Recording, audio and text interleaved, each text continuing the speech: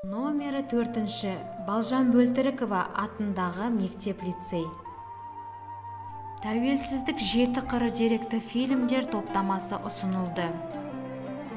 Соның ішінде «Бір ел, бір тағдыр» деректі фильмі оқушыларға көрсетілді.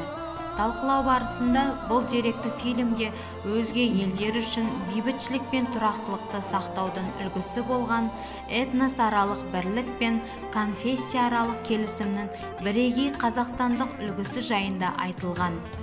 Соның ішінде Қазақстан халқы ассамблеясын құру жұмысына ерекше көңіл бөлінгені жөнінде сөз қозғалды. Шымырлатқаны денені көктудің желбірегені жаныма қуат береді. Таласқа түссе жан мен ту, жан емес маған керегі көктудің желбірегені.